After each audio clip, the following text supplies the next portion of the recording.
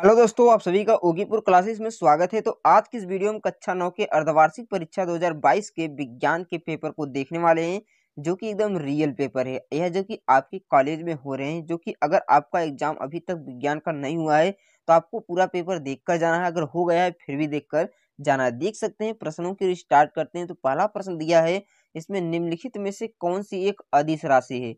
अदिश राशि किसे कहते हैं? जिसमें दिशा अमान्य, जिसमें दिशा की आवश्यकता नहीं हो, केवल परिमाण की आवश्यकता, उसे कहते हैं अदिश राशि। इसमें जो दूरी होता है वो अदिश राशि है, चाल भी अदिश राशि है, कार्य भी अदिश राशि है। लेकिन कहा कि अदिश राशि नहीं है तो विस्थापन एक सदिश राशि है। तो ऑप्शन नंबर बी बिल्कुल राइट उत्तर हो जाएगा। उसके बाद दूसरा क्वेश्चन दिया कि एक पिंड की त्रिज्या के वृत्तीय पथ पर गति कर रहा है, एक पूरा चक्कर लगाने में पिंड का विस्थापन क्या होगा। जैसे कि एक वृत्त है, यहाँ से कोई वस्तु चलना स्टार्ट किया, पुनः यदि गति करेगा, पुनः यहाँ पर चले जाएगा, एक चक्कर पूरा करेगा, जहां से चला वहीं पर चला आएगा, तो विस्थापन कितना हो जाएगा? शून्य हो जाएगा। तो ऑप्शन नंबर डी बिल्कुल राइट उत्तर हो जाएगा। उसके बाद तीसरा क्वेश्चन किया, कहा है कि त्वरण का मात्रक क्या होता है। तो त्वरण का मात्रक होता है मीटर पर सेकेंड स्क्वायर, यानी वेग परिवर्तन की दर को हम त्वरण कहते हैं। वेग परिवर्तन की दर को क्या कहते हैं? त्वरण कहते हैं। तो हमको v बटे टी होता है, तो इसका मीटर पर सेकेंड होता है, बटे सेकेंड होता है, सेकेंड का सेकेंड में स्क्वायर हो जाता है, तो मीटर पर सेकेंड स्क्वायर इसका मात्रक बन जाता है। तो ऑप्शन नंबर कौन सा सही हो जाएगा? ऑप्शन नंबर बी बिल्कुल राइट उत्तर हो जाएगा। उसके बाद तीसरा क्वेश्चन दिया है कि संवेग परिवर्तन की दर को क्या कहते हैं। तो संवेग परिवर्तन की दर को हम कहते हैं बल। क्या कहते हैं? बल। अगर आपसे पूछे संवेग परिवर्तन को क्या कहते हैं, संवेग परिवर्तन को आवेग कहते हैं, लेकिन संवेग परिवर्तन की दर को बल कहते हैं। क्या कहते हैं? संवेग परिवर्तन की दर को बल कहते हैं। उसके बाद पांचवा क्वेश्चन दिया कि किसी वस्तु का जड़त्व प्रयास करता है वस्तु की चाल में वृद्धि करने का, वस्तु की चाल में कमी करने का, घर्षण के कारण मंदित होने का। तो ये तीनों गलत हो जाएंगे। यहाँ पर दिया इसकी गति की अवस्था में परिवर्तन का विरोध करता है, तो ऑप्शन नंबर डी बिल्कुल राइट हो जाएगा। क्योंकि जड़त्व जो होता है एक विरोधी बल होता है, यह हमेशा किसी वस्तु की जो अवस्था परिवर्तन होता है उसका विरोध करता है। यदि कोई वस्तु गति अवस्था में तो उसे गति का विरोध करता है, वह विरामावस्था में तो विराम का विरोध करता है। उसके बाद छठवां क्वेश्चन दिया है कि बल का मात्रक क्या होता है। तो आप जानते हैं बल F बराबर यम इंटू ए होता है। क्या होता है? बल F बराबर यम इंटू ए होता है। तो यम इंटू ए के अगर माध्यम से अगर हम निकालेंगे एम इंटू ए, यम का मात्रक होता है किग्रा, त्वरण का मात्रक होता है मीटर पर सेकेंड स्क्वायर, तो किग्रा मीटर पर सेकेंड स्क्वायर। तो ऑप्शन नंबर सी आपका बिल्कुल राइट हो जाएगा, किग्रा मीटर पर सेकेंड स्क्वायर। उसके बाद 7वां नंबर क्वेश्चन दिया है कि 5 किग्रा की एक वस्तु 10 मीटर पर सेकंड की गति से नियत चाल से सरल रेखा में गति कर रहा है, तो पिंड का परिणामी बल क्या होगा। तो F बराबर यम इंटू ए होता है। क्या होता है? एम इंटू ए होता है। वस्तु की जो चाल है 10 मीटर पर सेकंड के नियत चाल से गति कर रहा है, तो वेग में परिवर्तन हो जाएगा जीरो, तो त्वरण हो जाएगा जीरो, तो बल भी क्या हो जाएगा? जीरो। जब त्वरण जीरो हो गया तो बल भी क्या हो जाएगा? शून्य हो जाएगा। तो ऑप्शन नंबर आपका बी बिल्कुल राइट हो जाएगा। उसके बाद दिया है 8वां क्वेश्चन, न्यूटन के गति विषयक का द्वितीय नियम लिखिए। तो आपको न्यूटन के गति विषयक का द्वितीय नियम F बराबर एम इंटू ए लिखना है और इसके नियम को आपको परिभाषित कर देना है। उसके बाद अगला क्वेश्चन दिया है कि 50 ग्राम की एक वस्तु 1 न्यूटन के बल लगाने पर उसमें उत्पन्न त्वरण ज्ञात कीजिए। तो F बराबर होता है, आप जानते हैं, एम इंटू ए होता है। तो कहा है कि 1 न्यूटन का बल लगा रहे हैं, द्रव्यमान दिया है 50 ग्राम, इसके ग्राम बदलने के लिए 1000 का भाग देंगे, गुणे कर देंगे ए, तो 50 दूने 100 होता है, 2 का गुणा इधर हो जाएगा, तो ए बराबर आपका 2 आ जाएगा। क्या आ जाएगा? 2 मीटर पर सेकेंड स्क्वायर। त्वरण का मात्रक क्या आपका आ जाएगा? 2 मीटर पर सेकेंड स्क्वायर। तो आप इसका उत्तर इस तरह से लगा सकते हैं। उसके बाद चाल और वेग में आपको दो अंतर बता देना है, चाल और वेग में क्या अंतर होता है।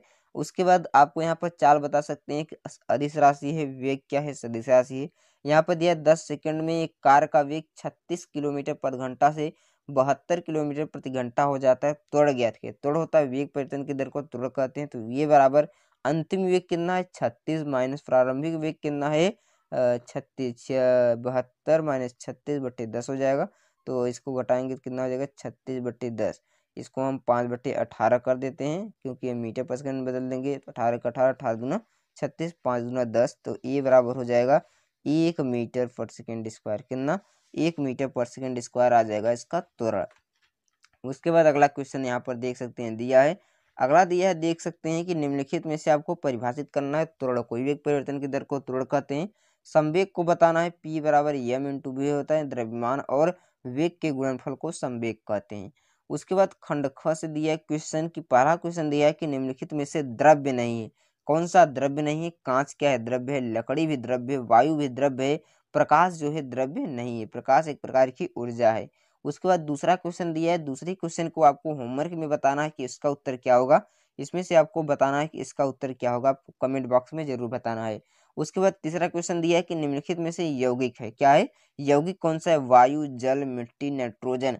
तो इसमें आपको यौगिक बताना है। तो वायु क्या है? एक मिश्रण है। मिट्टी क्या भी मिश्रण है। नाइट्रोजन क्या है? एक तत्व है। लेकिन जल क्या है? यौगिक, जिसका एक सूत्र बनता है उसे कहते हैं यौगिक। क्या कहते हैं? यौगिक कहा जाता है।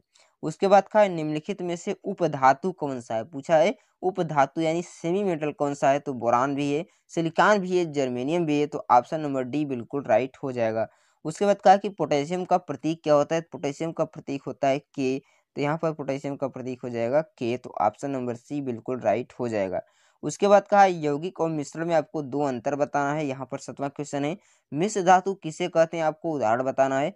और वाष्पीकरण की दर को परिभाषित करने वाले कारकों को प्रभावित करने वाले कारकों को बताना है। उसके बाद दीर्घोत्तरी दिया है नमक और नौसाधार के मिश्रण को पृथक करने की विधि का नाम बताइए, संक्षिप्त टिप्पणी लिखिए। नमक और नौसाधार किस विधि द्वारा निकाला जाता है? उसको कहते हैं उदरोपातन, सब्लिमेशन। किसके द्वारा? उदरोपासन द्वारा विधि होता है। उसके बाद धातु और उपधातु में आपको अंतर बताना है, यानी इसके गुण लिखना है। धातु उपधातु के गुण क्या है? उसके बाद खंड ग से क्वेश्चन दिया है, बायोलॉजी से। पहला क्वेश्चन इसमें दिया है कि राइबोसोम की किसकी सतह पर पाए जाते हैं? तो राइबोसोम जो है अंतःप्रद्रव्य जालिका की सतह पर पाए जाते हैं। उसके बाद ख क्वेश्चन दिया है कि पौधे की लंबाई किसके द्वारा बढ़ती है? जो पौधों की लंबाई है शीर्ष विभज्य ऊतक द्वारा बढ़ती है। किसके द्वारा? शीर्षस्थ विभज्य ऊतक द्वारा बढ़ती है। उसके बाद जल का संवहन होता है। तो जल का संवहन जाइलम द्वारा और फल का संवहन फ्लोएम द्वारा होता है। उसके बाद कहा है कि राइबोसोम का केंद्र क्या होता है? जो राइबोसोम का केंद्र होता है प्रोटीन का संश्लेषण करना। किसका? प्रोटीन का संश्लेषण करना इसका काम होता है। उसके बाद अगला क्वेश्चन दिया है कि कोशिका की खोज किसने की थी? तो जो कोशिका की खोज किसने की थी इसको आपको बताना है। जो कोशिका की खोज की थी रॉबर्ट हुक ने की थी। किसने की थी? कोशिका की खोज रॉबर्ट हुक ने की थी। तो ऑप्शन नंबर बी बिल्कुल राइट हो जाएगा।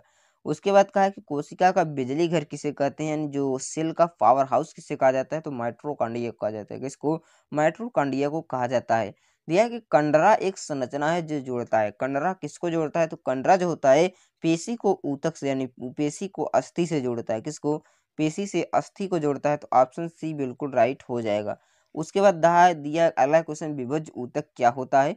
हरित लवक के कार्य लिखना है। प्रोकैरियोटिक या यूकैरियोटिक कोशिकाओं में अंतर बताना है। माइटोकॉन्ड्रिया का आपको नामांकित चित्र बनाइए, अथवा जटिल ऊतक कितने प्रकार के होते हैं उसके आपको नाम लिखना है।